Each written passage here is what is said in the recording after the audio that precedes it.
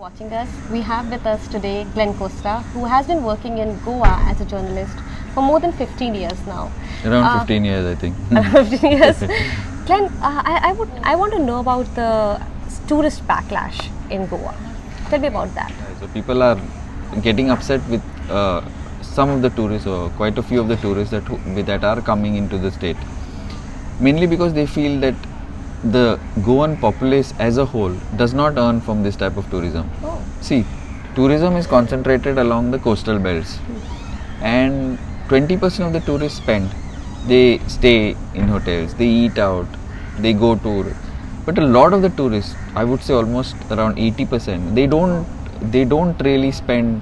They don't really give any benefit to the general population. Oh. It's a small fragment that gains from these tourism. Okay, so those who are not contributing to the economy, like what do they do and how do they do it? See, many of these tourists from many areas, wherever they may be, north, south, wherever, they'll come in their own buses. They carry their own rice, even potatoes and onions and oil, and their own cooks. They'll come in those huge buses, they'll park at the side of the road, they'll cook, they will throw all the garbage at the side, toilet is like open air, and then they'll sleep on the road and they'll go back. So now that we're talking about tourism, Glenn, tell me how about the drugs and how are they covered in the media? See, drugs is another issue which is a serious issue in the state. Lot of people think, or a lot of politicians try to portray that no, only the people, tourists or people from outside, they are involved or they are taking drugs. But no, if you go to especially the coastal belt, a lot of local families have been affected by drugs. A lot of families, generations have been affected. Either they have OD'd, they have died, they are drug addicts.